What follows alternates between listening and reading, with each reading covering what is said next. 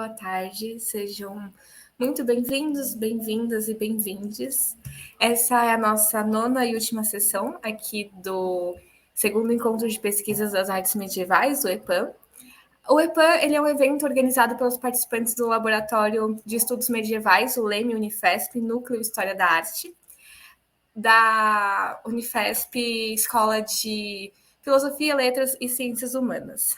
Esse é um espaço para a gente compartilhar a divulgação científica, a criação de diálogos e reflexões sobre a história da arte medieval e áreas afins. Hoje, a gente vai ter aqui duas apresentações.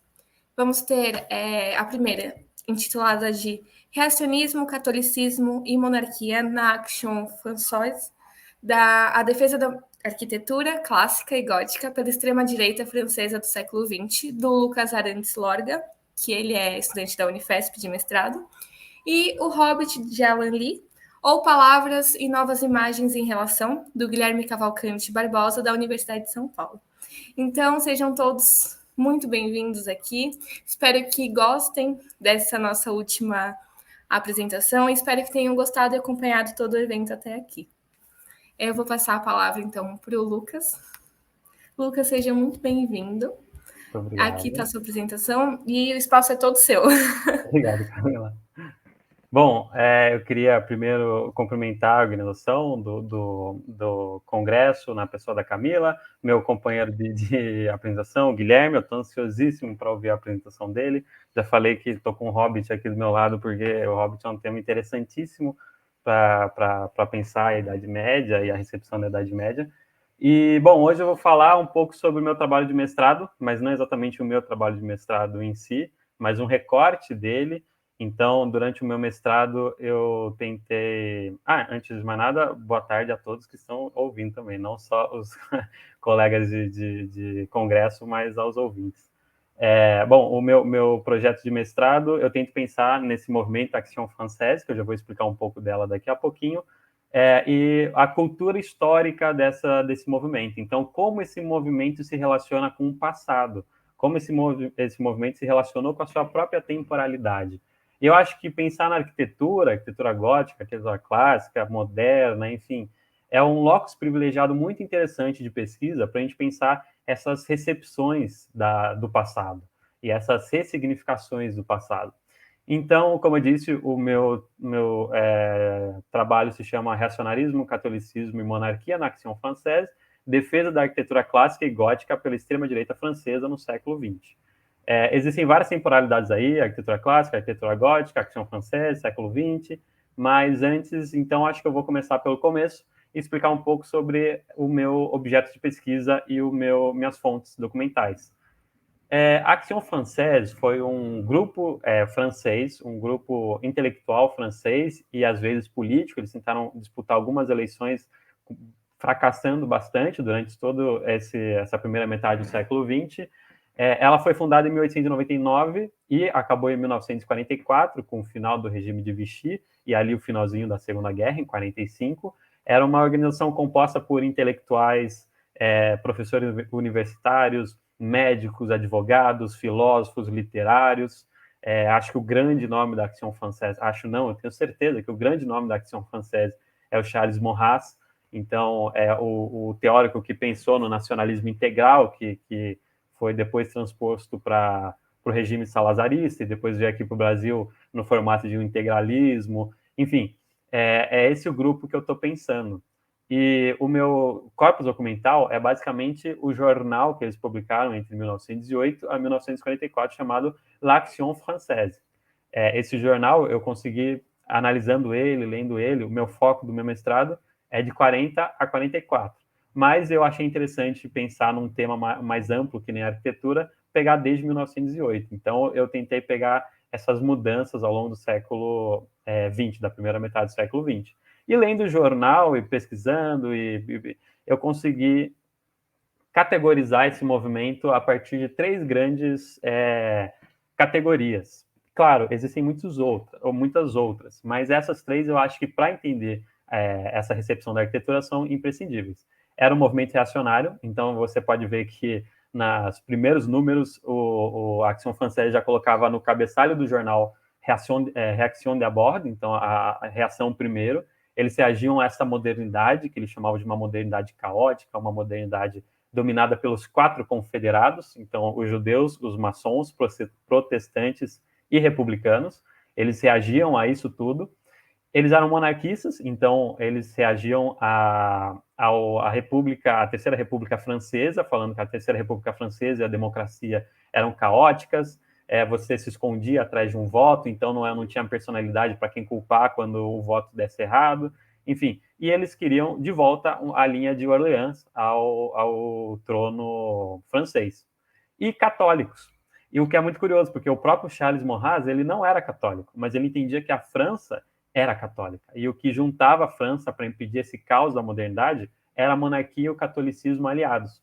Como eu falei, existem muitas outras coisas. Então, eles também eram antissemitas, eles também tinham um debate muito curioso sobre ciência, tem muitas outras categorias que a gente pode pensar. Mas eu acho que esses 3 são importantes. E como que eu penso a Action Française e essa recepção da arquitetura clássica e gótica? A palavra recepção, ela se enquadra em um aporte teórico muito específico da teoria da recepção, principalmente de um autor chamado Charles Martindale, que entende que não existe nenhuma recepção, então você recebe alguma coisa, você recebe uma herança intelectual, você recebe uma ideia, não existe nenhuma ideia primária. Então, o que eu quero dizer com isso? É como se fosse um círculo, é a lógica do círculo hermenêutico. Se eu aprendo algo a partir de algo que eu já sabia. Não existe uma ideia sem nenhum anterior. Todas as ideias têm um anterior. Então, que nem um círculo não tem nem começo, nem meio, nem fim. Mas, mesmo que não exista uma ideia primária, existem ideias originais e recepções originais. E eu vou deixar isso muito mais claro, mas agora está um pouco teórico, mas eu vou deixar isso mais claro no próximo slide. Como assim? Não existem ideias primárias, mas existem ideias originais. Ele fala que, realmente, você recebe algo, e você recebe algo a partir do que você já vivenciou, das suas experiências. Então, não pode ser primário. Mas pode ser original porque é perpassado pela sua experiência. Você reinterpreta aquilo baseado na sua experiência enquanto sujeito histórico. Então, todas as recepções de algo, elas não são primárias, você recebe a partir de algo, mas elas são originais, porque foi você que recebeu. E só você recebeu daquele jeito que você recebeu, porque só você teve essas experiências. Eu acho isso muito interessante. Eu vou tentar mostrar um pouquinho isso de uma maneira um pouco didática, mas não estritamente conceitual, a partir dessa cadeia de recepções da própria arquitetura. Aqui tem muitos erros conceituais, mas é só para a gente entender um pouco essa cadeia de uma perspectiva um pouco mais didática. Então, a gente pode começar, por exemplo, com a arquitetura clássica. Claro, não começou a arquitetura com a arquitetura clássica, existia antes, mas para princípios didáticos aqui, vamos colocar como arquitetura clássica, que é normalmente como a Action Française tratou o princípio da arquitetura. Na Antiguidade, tínhamos a arquitetura clássica, bacana. Na Idade Média, a arquitetura gótica. Aí já é uma releitura, uma recepção própria da Idade Média da arquitetura clássica. Alguns, como o Summerson, falam que, na verdade, a arquitetura gótica era uma continuação da arquitetura clássica. Outros falam que a arquitetura gótica era uma reação contra a arquitetura clássica. Então, existem debates sobre essas rupturas e continuidades entre escolas. Já no Renascimento, a gente viu o classicismo, que é o quê? Nada mais do que uma recepção própria do Renascimento dessa arquitetura clássica. No Iluminismo, a gente viu o neoclassicismo, que é o quê? Uma recepção tanto do classicismo renascentista, quanto da arquitetura clássica, quanto uma negação da Idade Média. O romantismo veio com o neogótico, então eles valorizam a Idade Média, eles rejeitam um pouco a Antiguidade Clássica, e eles recebem toda essa cadeia de uma maneira muito específica. E a Action Française é uma leitura extremamente própria. Então, como eu acho que deve ter ficado claro aqui, existe uma cadeia de recepções muito interessantes. Todas essas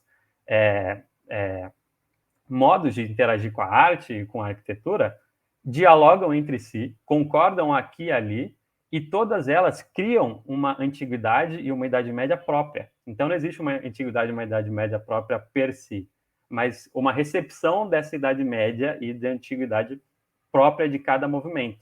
Então, por exemplo, o Jorge Duby fala: cada época tem sua Roma, tem sua Grécia. Então, a Roma e Grécia para um neogótico é muito diferente da Roma e Grécia para um neoclássico, sendo o mesmo período histórico, digamos assim. Então, é isso que eu penso, nessa cadeia de recepções, é isso que me instiga a pensar como a Action Française recebeu a arquitetura clássica e gótica. E então vamos lá, vamos responder essa pergunta. Como a Action Française recebeu essa arquitetura clássica? Começamos pelo classicismo. Curiosamente, ela concorda com o iluminismo, e aqui eu mostro uma situação muito interessante sobre isso. Ela concorda com o iluminismo de que a arquitetura clássica realmente é muito boa e a gente tem que resgatar. O neoclassicismo estava relativamente certo em resgatar essa antiguidade clássica. Mas o jeito que o iluminismo fez para a Action Française é extremamente inadequado. Então, eles concordam que devemos resgatar a antiguidade clássica, mas não do jeito dos iluministas, porque eles eram extremamente contra-iluministas. E aqui eu coloco uma citação do Thierry Monnier, que ele é um grande colunista da Action Française, e ele deixa bem claro como que a Action Française enxergava essa herança grega, digamos assim. E ele fala: nem sangue nem solo podem cristalizar o milagre grego, pois é uma manifestação, uma expressão do espírito. Ou seja, tudo bem, nós franceses não somos descendentes racialmente, claro, isso é uma questão muito complicada, mas não somos que nem os italianos ou os gregos que descendem relativamente dos gregos e romanos. Então, qual é essa nossa herança? Não é nem o solo, nem o sangue, mas o espírito. Os próprios gregos antigos não tinham consciência do que se poderia chamar em linguagem pedante o caráter transcendental de sua civilização, que grandeza humana nessas linhas isocráticas traçadas no século V antes de nossa era, sem ainda conceder ao homem o lugar real, ou mais exatamente divino, e isso é muito importante, que só o cristianismo poderia dar. Então aí ele joga um cristianismo que mais tarde eu vou falar para vocês por que ele jogou. Com a civilização da Grécia, começa uma civilização do homem. Aí ele faz a ligação com a civilização francesa. A civilização francesa tinha esse ponto comum com a civilização grega, que ela mesma colaborou na criação da raça francesa e que era uma civilização do homem. Então, isso é uma tendência muito fácil de encontrar nas extremas direitas. Isso o professor Pedro Paulo Funari, da Unicamp, já estudou muito, o professor Gleison José da Silva, meu orientador, que é a extrema direita resgatar essa cultura clássica, resgatar essa herança clássica, tanto os fascistas, quanto os fascistas italianos, quanto os nazistas alemães, quanto a Action Française na França. Então, é uma coisa muito comum que esse passado clássico seja resgatado pela extrema-direita. E aqui eu pergunto, eu fico pensando, poxa, então tá bom, eles gostavam da arquitetura clássica, então eles não deviam gostar da arquitetura medieval, porque existe um grande debate entre os iluministas, românticos, modernos, qual que é a melhor, a clássica ou a gótica. E não, eles isso que eu acho engraçado, eles tentaram resgatar os dois, tanto a clássica quanto a gótica, eles defenderam. Eles falaram que aquilo era o jeito certo de se fazer arquitetura, e fazer arte, fazer uma civilização. E por que eles resgatam a arquitetura gótica? E aqui eu já parto para a minha conclusão. Eles basicamente reagiam contra uma linha que eles chamavam de germanice romântica da Idade Média francesa. Então, realmente, houve um revival, digamos assim, um revival gótico na escola romântica do século XIX, e eles falaram, tá bom, que nem com os iluministas, tá bom, vocês estão certos em resgatarem essa época tão mal vista, mas vocês estão errados em como vocês resgataram. De novo, eles concordam que tem que se resgatar, mas eles discordam de como se resgatou. Então, para eles, para a Action Française, os românticos e os germanistas, historiadores germanistas, que nem Michelet, o Gabriel Monod, enfim, eles pensavam na Idade Média francesa como uma Idade Média bárbara. Então, para eles, segundo a Action Française, a França medieval foi gerada pela invasão bárbara, pela invasão germânica. E as instituições... Lucas, 5 minutinhos. Ok, 5 minutos? Já estou acabando, tá? Obrigado, Camila. Essa civilização, o feudalismo francês foi potencializado e gerado, e as instituições francesas da Idade Média foram formadas pela cultura, pelas instituições e pelos meios de poder das invasões germânicas. A Action Française fala, não, na verdade, e aí eles retomam Fustel de Coulanges, historiador do século XIX, eles falam, não, na verdade a Idade Média francesa é puramente francesa. Então, os gauleses, eles já tinham colocado a sua cultura de uma maneira tão sólida na França, no que seria a França, que as invasões bárbaras não impediram nada. Então, isso tem uma tentativa de um contínuo entre a antiguidade galo-romana com a França medieval, com a França contemporânea, que estava sendo estragada, digamos assim, pela modernidade, pelo caos da modernidade. Então, eles tentavam valorizar esse passado medieval francês a partir de uma leitura muito específica. E essa monarquia, como catalisador da história francesa, é muito importante, porque eles falam, caramba, a gente gosta muito da monarquia e da época da monarquia francesa. Então, como que a gente não vai gostar da arquitetura gótica, a arquitetura monárquica por excelência, digamos assim, para eles? E aqui, um colunista de pseudônimo Orion, que eu ainda não descobri muito bem quem é ele, mas eu estou tentando entender a partir das temáticas e do jeito que ele escreve, mas eu ainda não descobri de quem é esse pseudônimo. Ele fala em 4 de agosto de 1921 uma frase, uma passagem que eu achei muito interessante. Porque ele fala, a autora, e aí ele está falando de um livro publicado em 21, explica-nos primeiro o que é a arquitetura gótica e, mostrando a sua verdadeira origem, aí ele fala, a evolução da arte românica. Então ele fala, existe um contínuo entre essa origem românica da arte e a arquitetura gótica. Faz justiça, uma vez mais, a essa lenda de uma arte gótica secular, oposta a uma arte românica monástica. Para ele, tudo era tanto monástico quanto espiritual, digamos assim. Não era secular. Tinha esse espírito civilizacional, civilização com C maiúsculo, claro, que consolidava essa importância tanto da arquitetura gótica quanto da arquitetura clássica. E nisso, como eu acho que pode ter ficado claro, é uma recepção muito interessante desses dois tipos de arquitetura, porque eles discordam, por exemplo, com os iluministas e, por exemplo, com os românticos, e discordam dos iluministas e dos românticos. Então, e nisso, a gente pode ver, nesse contínuo temporal, eles tentaram criar esse contínuo para mostrar uma pureza racial, racial não no sentido que nem de sangue, não no sentido neodarwinista, mas uma pureza racial espiritual da civilização francesa. Por isso, por exemplo, um judeu não podia ser francês. Por isso, por exemplo, um protestante não poderia ser francês, porque ele era protestante e a França é católica. Enfim, eu quis mostrar um pouco, inserido nessa linha de uso do passado, teoria da recepção, como que a extrema-direita, no caso francês, concordou muitas vezes com os iluministas e os românticos, e os iluministas e os românticos discordavam entre si em muitas horas, e mesmo assim ele discordou de todo mundo. Foi uma recepção muito própria desse passado, com um fim também muito próprio, que é criar esse contínuo racial entre civilização greco-romana, França da Idade Média e França contemporânea.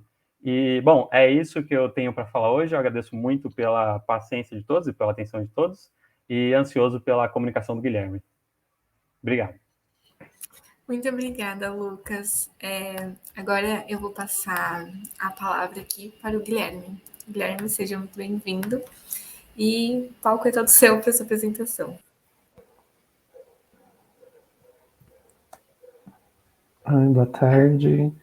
Meu nome é Guilherme Cavalcante Barbosa, sou bacharel em História pela Universidade de São Paulo. Maria Cristina Pereira. Faço parte do Laboratório de História das Medievais da USP e do Grupo de Estudos Mitopoéticos.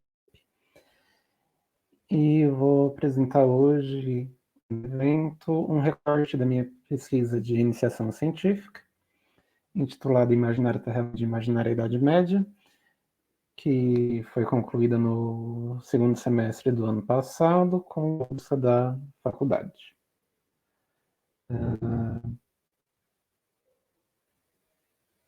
O meu slide mudou para vocês, porque eu não consegui fazer isso agora. Não, tá na mesma página.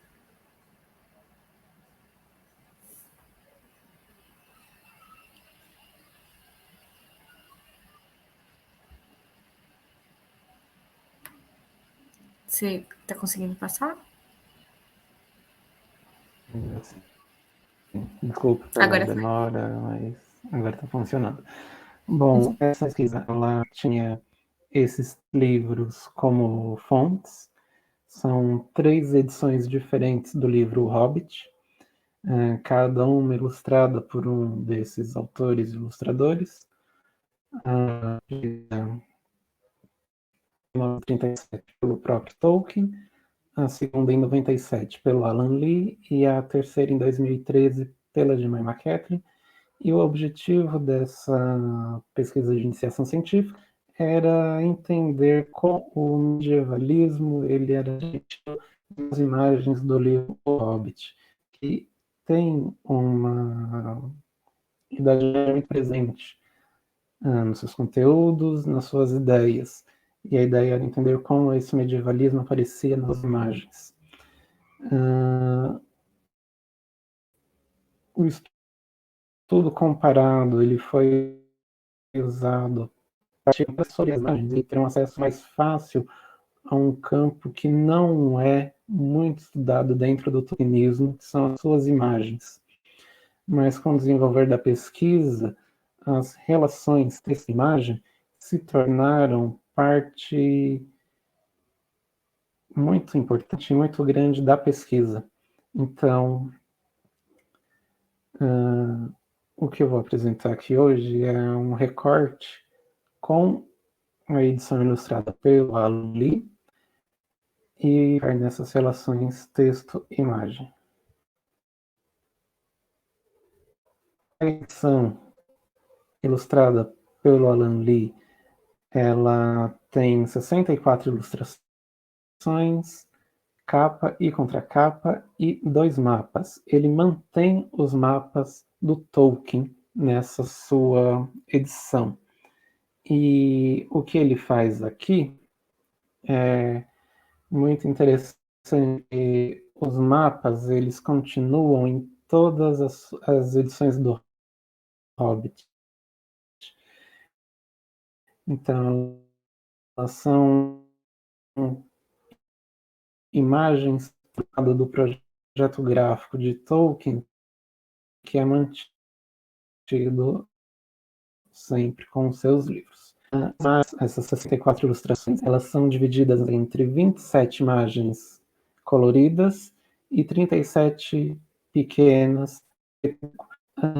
Esses espaços da imagem são diferentes e as imagens grandes, elas ficam numa página própria, então ela não está no meio do texto, diferente das ilustrações em preto e branco, que tem dinâmica maior. Elas estão na mesma página texto e, por vezes, elas ocupam mais de uma página, elas estão no começo do capítulo, no fim do capítulo, elas diferentes espaços. E é interessante de se pensar também a forma como elas estão distribuídas. Essas imagens elas se dividem de forma homogênea por livro. Então, o autor ilustra conforme o espaço. No capítulo 16, aqui na tabela, ele é o único capítulo sem uma ilustração grande. Ele também é o menor capítulo do livro, com 6 páginas.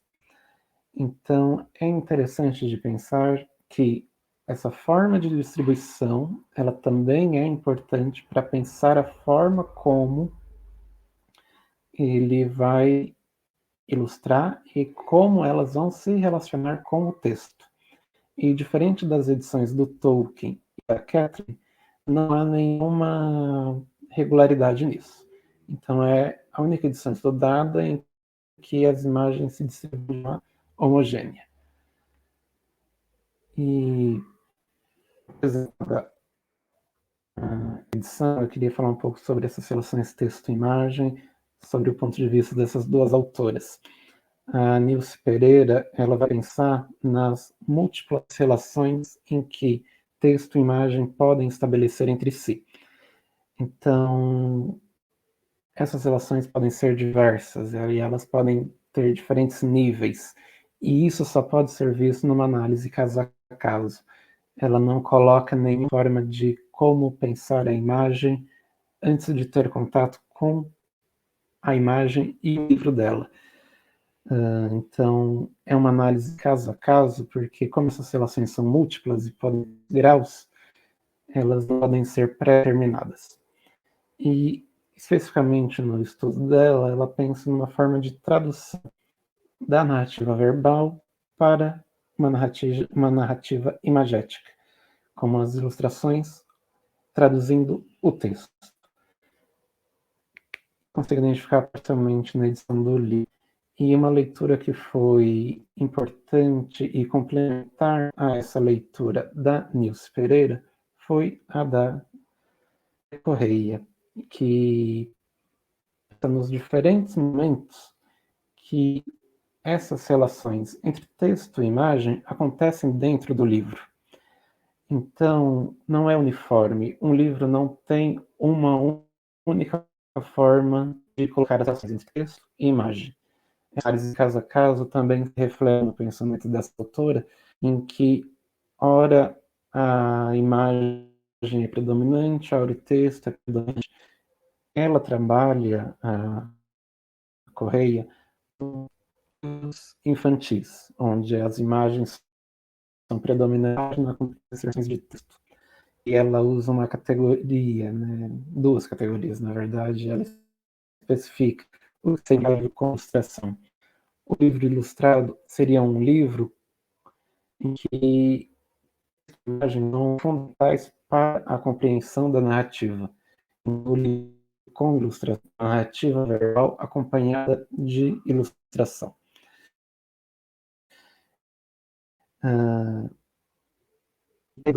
E podem ter, ora mais um caráter, ora mais o outro.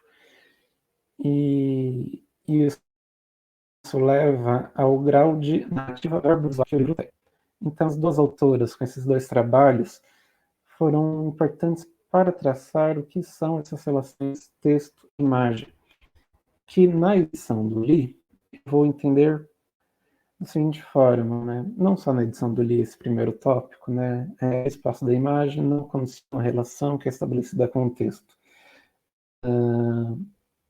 A imagem mais trabalhada dessa edição são as imagens coloridas. Elas não vão ter relações necessariamente mais complexas do que imagens em preto e branco, que são menores e não receberam cores. Então, não há uma forma de hierarquizar as imagens ou as relações estabelecidas. É uma forma de entender como isso acontece, como essa relação é estabelecida. As ilustrações do Li são próximas à narrativa verbal do Hobbit, mas dão um adulto ao livro pelas escolhas que ele faz nessas imagens. Então, pelo seu traçado, ou pela ilusão, e pelo que ele escolhe ilustrar da narrativa do Hobbit. E, de certa forma, ele traduz o Hobbit com esse tom adulto. Ele traduz o Hobbit, a imaginação do que seja o Hobbit, do que seja a Terra-média, sendo uma imaginação de uma Terra-média gigantesca, épica, e de uma medievalidade igualmente assim, que se difunde, que fica difusa pelas suas ilustrações. E este é um livro de momentos, onde ele é um livro com ilustração, mas em que, em determinados momentos, vira um livro ilustrado, né? Sim, essas relações texto-imagem nesse livro, elas podem ser divididas em duas: relação de proximidade e relação de acréscimo. Por ser por ter ilustrações próximas à narrativa verbal, a maior parte são relações de proximidade, que ele adiciona poucas coisas, e o que ele adiciona é mais para a composição visual dessas imagens. E quando ele acrescenta, ele dificilmente foge da narrativa verbal. E ele apresenta uma ilustração mais colada a um desdobramento do que a narrativa traz para a gente. Então, para trabalhar melhor essa sistema, eu vou trazer um exemplo de cada uma dessas 4 na tabela, para desenvolver um pouco mais o que é essa proximidade, o que é contraditório, o que é um acréscimo. Contraditório ou não. Na imagem, a gente tem uma narrativa visual, como toda imagem tem, mas não uma narrativa própria que pudesse configurar uma narrativa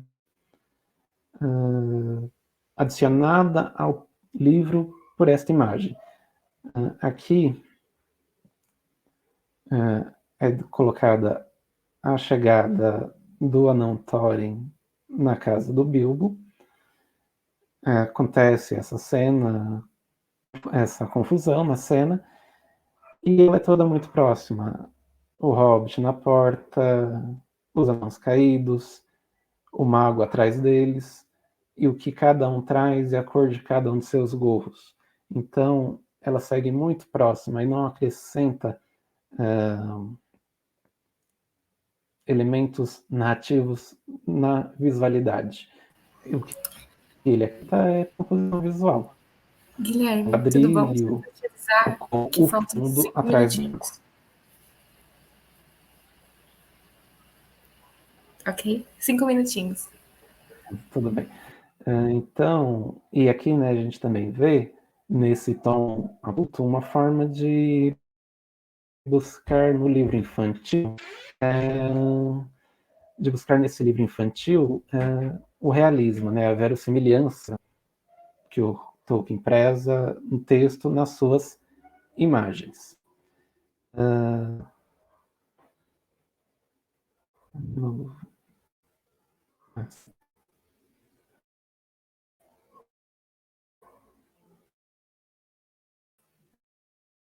Desculpa mais uma vez, travou aqui a outra versão próxima, a narrativa migratória. Não por ser uma imagem pequena, também existem outras imagens coloridas que acontece uma proximidade contraditória. Mas eu destaco essa porque ela é bem fácil de isso ser atingido, porque acompanha-se a narrativa do texto, mas não é próxima, não é o mesmo momento igual à imagem anterior. Ela traz Bilbo sendo erguido pela perna, enquanto no texto é pelo pé, pelo cabelo, pelos dedos. Então, é uma escolha próxima que realça o realismo dele nessa representação, pegar o Hobbit pela perna, e não pelos seus dedos, que seriam muito pequenos, ou pelo seu cabelo, já que seria difícil o dia inteiro de um troll levantá-lo dessa forma. Mas a imagem faz uma escolha que é próxima. E, de novo, não adiciona narrativa visual própria. E quando a gente pensa num acréscimo, elas normalmente vão trazer uma narrativa visual própria para a imagem, trazendo um grau de livro ilustrado para esse livro com ilustrações. Nesta imagem, nós podemos ver que a cena em si, ela ocorre em cima dessa pequena ponte branca e é muito pequena, mal dá para vê-la, porque o que se destaca é a molda floresta e esses guardas élficos aqui no canto esquerdo da imagem. A cena é a prisão do anão Thorin, só que a gente vê pela perspectiva desses guardas que não são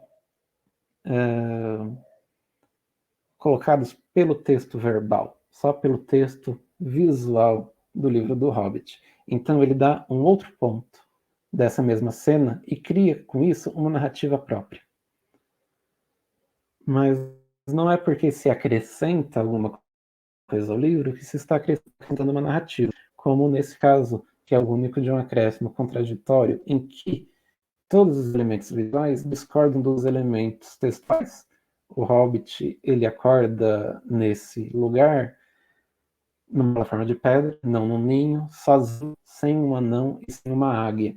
Então, ela coloca aqui nessa imagem pontos que estão no texto, mas que numa narrativa à imagem.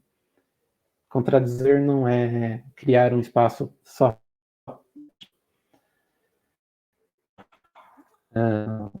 Aqui deu para pegar um pouco do que são essas relações texto-imagem, e de que o livro é um conjunto textual, verbo, visual, pelos diferentes momentos que ele coloca, e por ser uma renovação narrativa desse texto pelas ilustrações.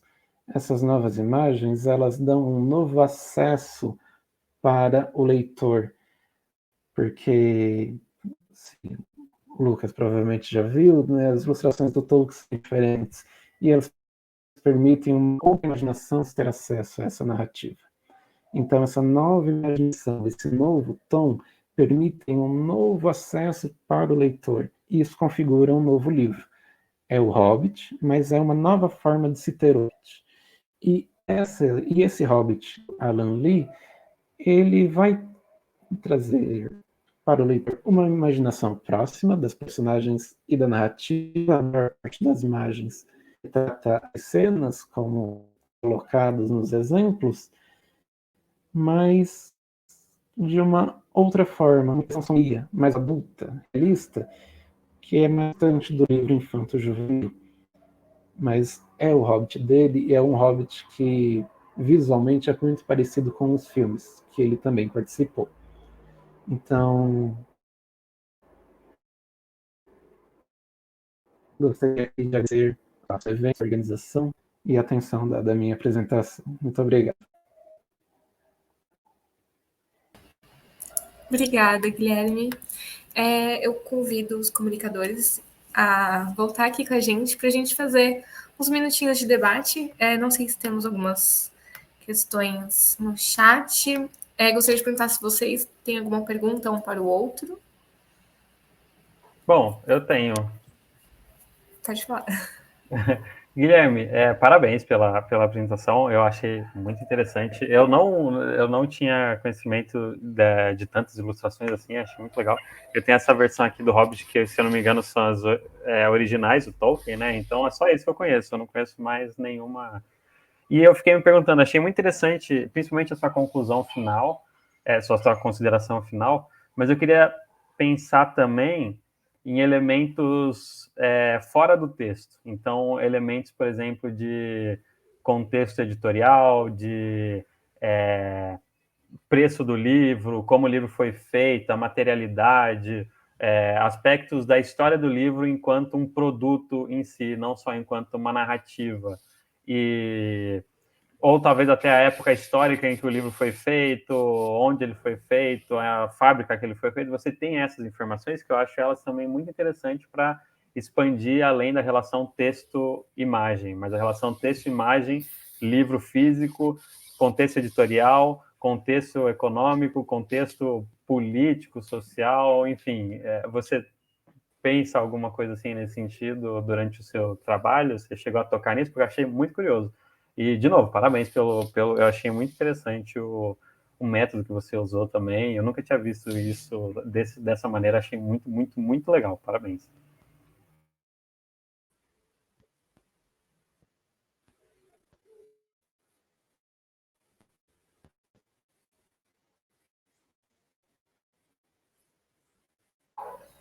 Guilherme. Acho que o Guilherme travou aqui para a gente. Eu vou só esperar ele conseguir se conectar. Enquanto isso, Lucas, eu queria te fazer uma pergunta. Deixa eu só tentar reconectar ele aqui. Conseguiu, Guilherme? Acho que agora a gente consegue te ouvir. Pode falar. Então, eu só ouvi. Então, eu só ouvi os agradecimentos do Lucas. Eu não. O restante estava tudo travado. Pergunta. Só parabenizando, mas.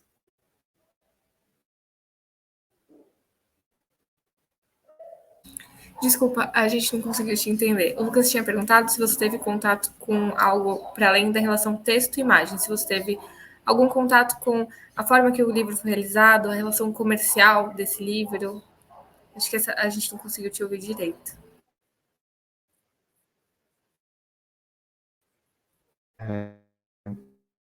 Cortou minha conexão logo após a fala. E eu vou falar o que eu entendi, tá? Porque um pouquinho. Não sei se está cortando agora, inclusive. Mas as questões editoriais do livro é mais fácil com a edição do Tolkien pela publicação das suas cartas. Então dá para ver todo não, mas dá para ver parte do diálogo dele com os seus editores e sobre a cobrança de ilustrações, ou então o setor que é possível ter tantas cores, não é possível ter tantas imagens, então as imagens coloridas vão só para a edição de 30 minutos. Então, quando essas outras de noite e 2003, a gente não consegue acessar essas informações do editorial, do que o Alan Lee mandou, do que retornaram, do que pediram.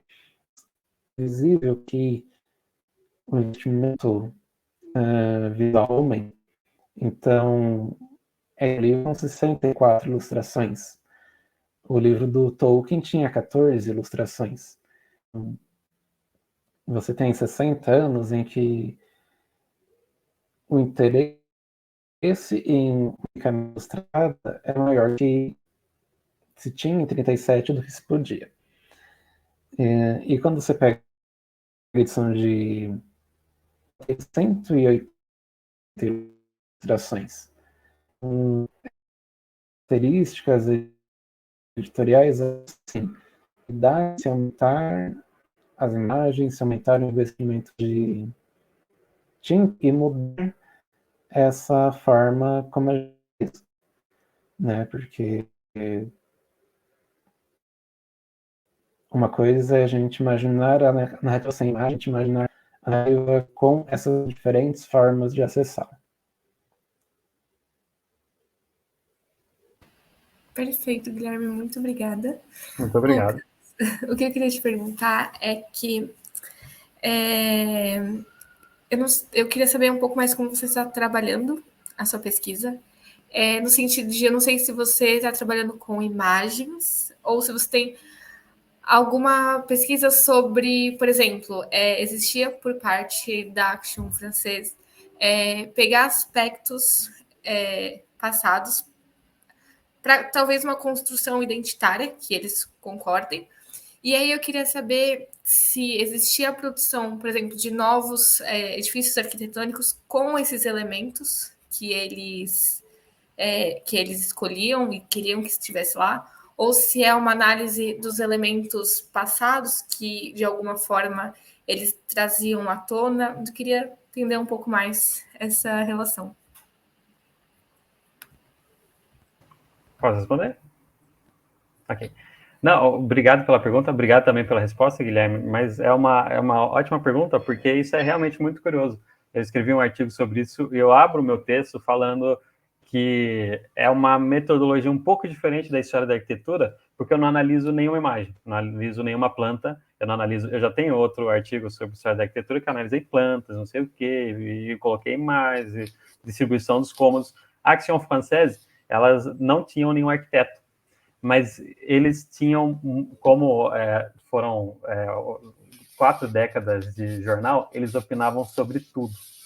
E, nesse sentido, isso é muito interessante, porque a opinião deles sobre tudo era muito interligada. Então, por exemplo, se você for ver a noção deles de ciência, e o debate deles sobre ciência, então eles tinham um cientista lá, que é o Leon Daudet, bate certinho com essa definição de arquitetura. Se você for ver a definição de literatura, bate sabe, tudo é muito bem amarradinho e tudo tem um conceito muito... um conceito não, uma maneira de enxergar a realidade, enxergar o passado, muito igual, entre todas essa gama de economia, política, jornalismo assim do dia a dia, literatura, arte, ciência, enfim. Então, eles só opinam, e eles opinam sobre tudo, e eles opinam sobre arquitetura, e eles opinam sobre o Le Corbusier, por exemplo. Tem páginas e páginas e páginas, porque é uma documentação em francês, então eu traduzo tudo. Eu tenho, acho que, umas 40 páginas traduzidas só de críticas ao Le Corbusier, sabe?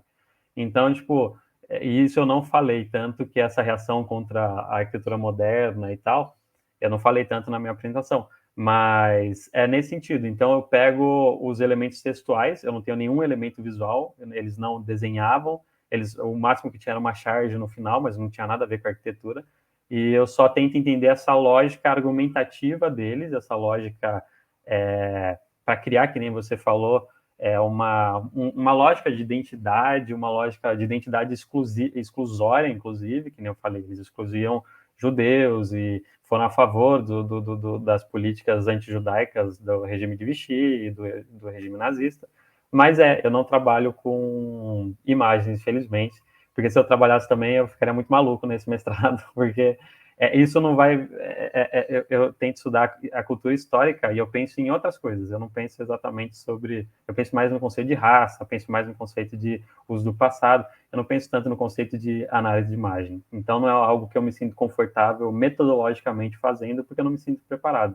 Mas ainda bem que eles não usam imagem quase nunca, e eles falam sobre tudo, então tudo dá para fazer. A Action Française foi muito prolífica nesse sentido, e é isso. E é uma metodologia que eu vejo relativamente pouco na história da arquitetura, mas ela também tem seu valor, que é estudar só os tratados arquitetônicos textualmente, sem pensar na imagética.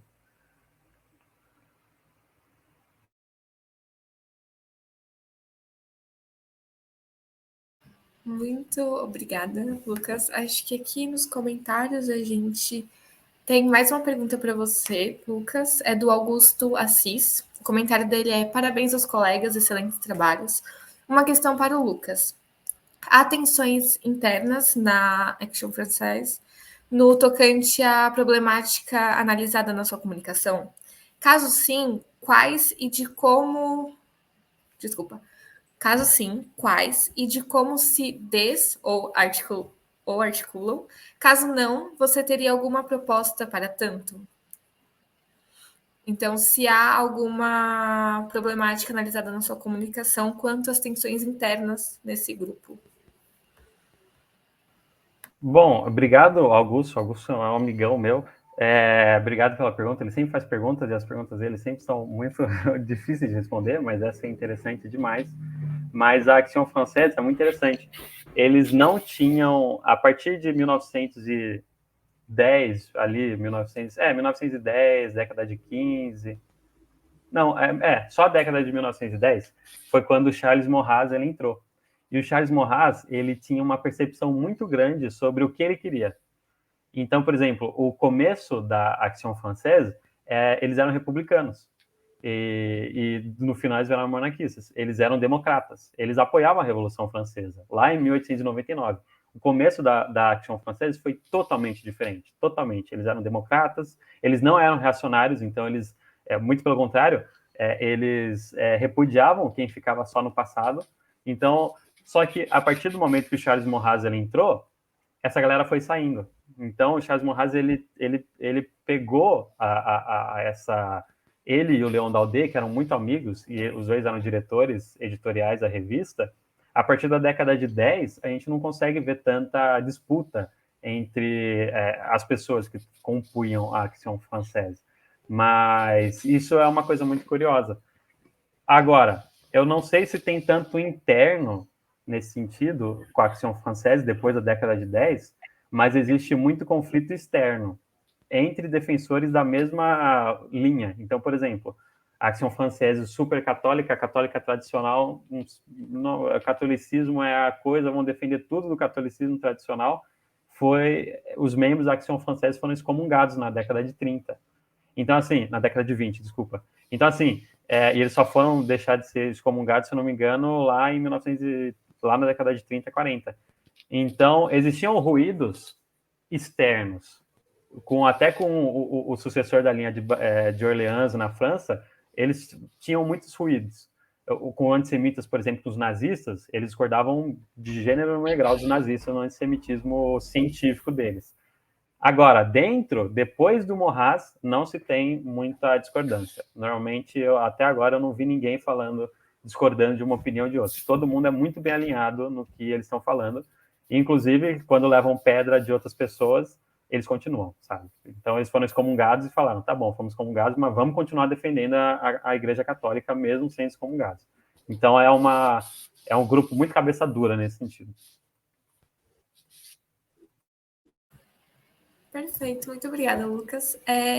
Como já está no nosso horário, eu queria muito agradecer aos comunicadores e parabenizar pelo trabalho incrível que vocês estão fazendo. Tempo de fazer uma pergunta. Dá, sim, pode falar.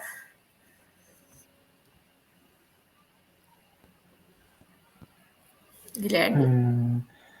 Qual a relação, não sei se ela existe, qual a relação...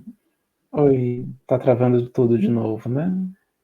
Não sei se Agora vocês conseguem ouvir minha pergunta.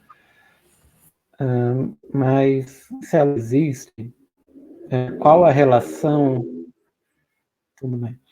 Qual a relação da Ação Française com o Viollet-le-Duc, que é um dos principais arquitetos do neogótico, né? Vai fazer a Notre Dame e outras igrejas também. Se eles concordam, discordam, aceitam? Muito obrigado pela pergunta, é uma pergunta muito interessante. Eu até estou pegando aqui. Tem uma passagem, eu tenho que achar aqui rapidinho, só 30 segundos. Não vou conseguir achar, tudo bem. Mas, enfim, eles concordam com o Viollet-le-Duc, mas eles não... eles discordam em muitos momentos pela teoria